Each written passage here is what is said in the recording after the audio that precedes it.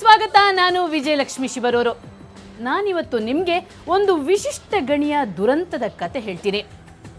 ಇದು ನಮ್ಮ ನಾಡಿನ ಅಮೂಲ್ಯ ಹಾಗೂ ಅಪರೂಪದ ಗಣಿ.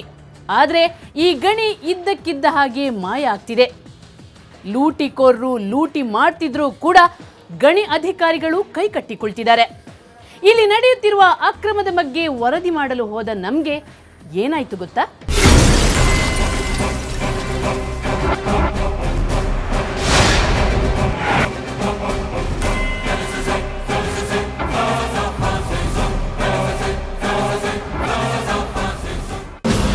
ಹೊಸ ವರ್ಷದ ಮೊದಲ ಕವರ್ ಸ್ಟೋರಿಯನ್ನ ಚೇಸಿಂಗ್ ನಿಂದಲೇ ಆರಂಭಿಸ್ತಿದೀವಿ.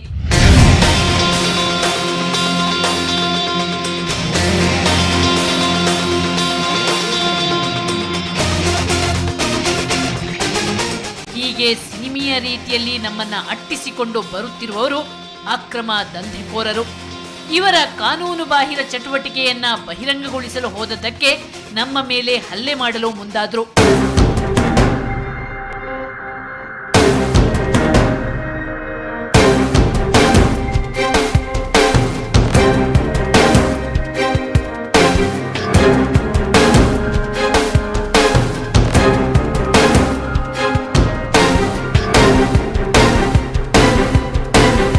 ಅಷ್ಟೇ ಅಲ್ಲ, ನಮ್ಗೆ ಜೀವ ಬೆದರಿಕೆ ಕೂಡ ಸಿಕ್ತು.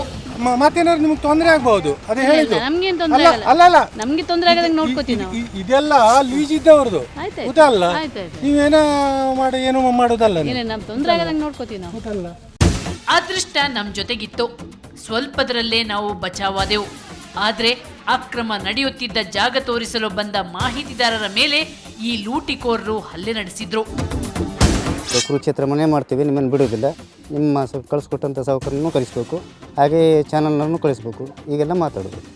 ಇದೆಲ್ಲ ಸತ್ಯ ಅನ್ನೋದಂಥ ಘಟನೆ, ಮತ್ತು ಬೇರೆ ಏನೂ ನಾನು ಹೇಳಲಿಲ್ಲ. ಅಲ್ಲೇ ಅಂದರೆ ಅಲ್ಲೇ ನಡೀತಿತ್ತು, ಯಾಕಂದರೆ ಅಷ್ಟೊತ್ತಿಗೆ ನಮಗೆ ಪೊಲೀಸ್ ಸೆಕ್ಯೂರಿಟಿ ಇಲ್ಲದವರೆ ನಡೀತಿತ್ತೇನೋ. ನಾನು ಹೇಳಿದ್ದೀನಿ, ಪೊಲೀಸಿಗೂ ಸ್ಟೇಟ್ಮೆಂಟ್ ಕೊಟ್ಟಿದ್ದೀನಿ, ಒಂದು ಏಟು ಹೊಡೆದಿದ್ದಾರೆ. ಅವರನ್ನ ಸುಮಾರು 2 ಗಂಟೆಗಳ ಕಾಲ ಬಂಧನದಲ್ಲಿಟ್ಟು ಹಿಂಸಿಸಿದ್ರು.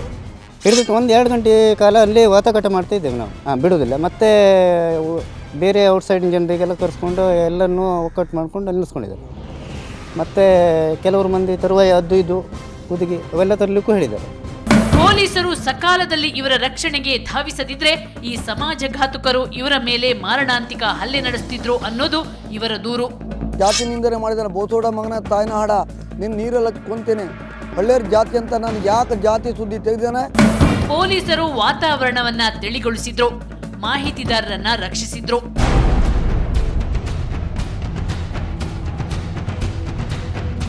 ಇಷ್ಟೆಲ್ಲ ರಾದ್ಧಾಂತಕ್ಕೆ ಕಾರಣವಾಗಿದ್ದು ಏನು ಗೊತ್ತಾ? ಕಪ್ಪೆ ಚಿಪ್ಪು.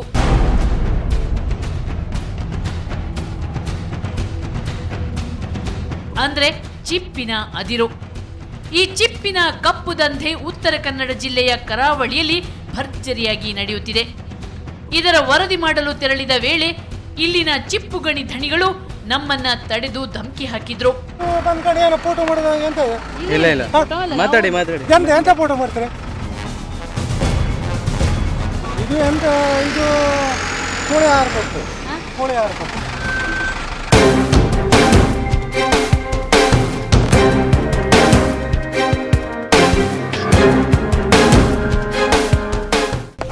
ಹೌದು, ನಮ್ಗೆ ಇದು ಬರೀ ತಿಂದೆಸೆದ ಚಿಪ್ಪು ಆಗಿರಬಹುದು. ಆದ್ರೆ ಇದು ಉತ್ತರ ಕನ್ನಡ ಜಿಲ್ಲೆಯ ಕುಮಟಾದ ಹಿರೇಗುತ್ತಿನ ಮಿಡ್ಲಗಂಜಿನಿಯ ಗಣಿಧಣಿಗಳ ಪಾಲಿನ ರತ್ನ. ಕೋಟಿ ಕೋಟಿ ಗಳಿಸೋ ಅಪರೂಪದ ಆಸ್ತಿ. ಹೌದು, ಕೋಟ್ಯಾಂತರ. ಅವ್ನು ನೋಡಿ ಎಷ್ಟು ಜಾಗ ತೊಗೊಂಡಾನೆ. ಏನು ಫಸ್ಟ್ ಮೀನು ಹಿಡಿತಿದ್ದವ್ರು ಅವರು, ಅಷ್ಟು ದುಡ್ಡು ಮಾಡ್ಕೊಂಡು ಅಷ್ಟು ಮಾಡ್ತಾ ಇದ್ದಾರೆ ಅವರು. ಅದಕ್ಕೆ ಕೂಡಲೇ ಬಂದಾಗಬೇಕು. ಮತ್ತು ಇದಕ್ಕೆ ಅವ್ರದ್ದು ಗುಂಡಾಗಿರೋ ಕೇಸು ಆಗಬೇಕು. ಈಗ ಜನಸಾಮಾನ್ಯರಿಗೆ ನಿಮ್ಗೆ ನಿಮ್ಮ ನ್ಯೂಸ್ ತೊಗೊಂಡು ಬಂದವರಿಗೆ ಈ ಮನೆ ಆದರೆ ನಮ್ಮ ಮುಂದೆ ಜನಸಾಮಾನ್ಯರ ಪರಿಸ್ಥಿತಿ ಹೇಗೆ ವಿಚಾರ ಮಾಡಿ. ಅವ್ರು ನಿಮಗೆ ಬೆನ್ನಡ್ಸ್ಕೊಂಡ್ಬಂದಿದ್ದಾರೆ. ದಿನ 50ರಿಂದ 100 ದೋಣಿಗಳು ಹೋಗ್ತಾ ಇರ್ತದೆ. 50ರಿಂದ 100 ದೋಣಿಗಳು ಕೋಟ್ಯಾಂತರ ರೂಪಾಯಿ ಇದರ ಲೂಟಿ ಮಾಡ್ತಾ ಇದ್ದಾರೆ. ಬಳ್ಳಾರಿಯಲ್ಲಿ ಹೇಗೆ ನಡೀತಾ ಉಂಟು, ನಮ್ಮ ಈ ಮಿಡ್ಲಗಂಜಿನೂ ಕೂಡ ಹಾಗೆ ಬಳ್ಳಾರಿ ಥರ ಒಂದು ಲೂಟಿ ನಡೀತಾ ಉಂಟು. ಈ ಚಿಪ್ಪಿನ ಅದಿರು ನಮ್ಮಲ್ಲಿ ಹೆಚ್ಚಿನ ಮಂದಿಗೆ ಅಪರಿಚಿತ. ನಮ್ಮಲ್ಲೇ ಏಕೆ ಸ್ಥಳೀಯರಿಗೂ ಇದರ ಬಗ್ಗೆ ಹೆಚ್ಚಿನ ಜ್ಞಾನ ಇಲ್ಲ.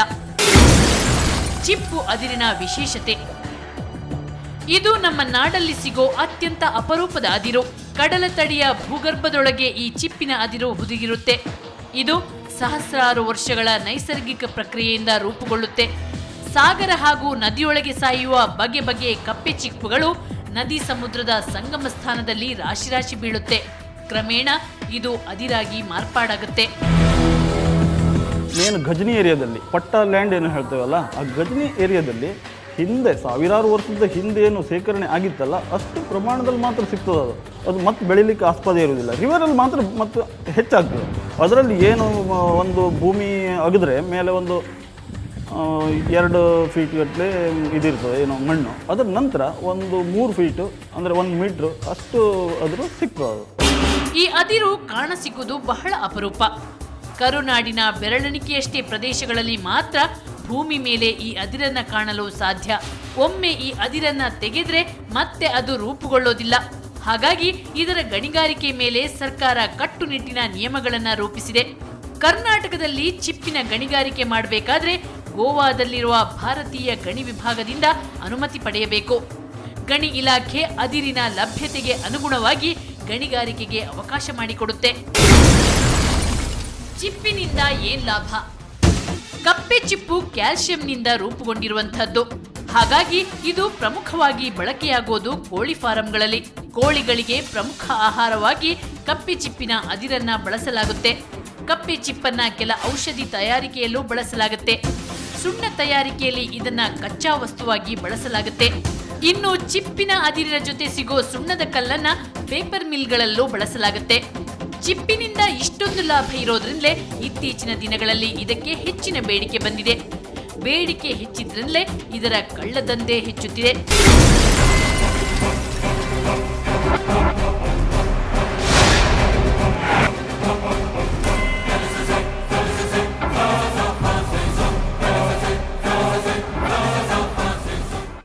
ಈ ಚಿಪ್ಪಿನೊಳಗೆ ಅಷ್ಟೊಂದು ಮಹಾತ್ಮೆ ಇದೆ ಅನ್ನೋದು ಗೊತ್ತಾಗಿದ್ದೆ ನಮ್ಗೆ ಅಲ್ಲಿ ವರದಿ ಮಾಡಲು ಹೋದಾಗ.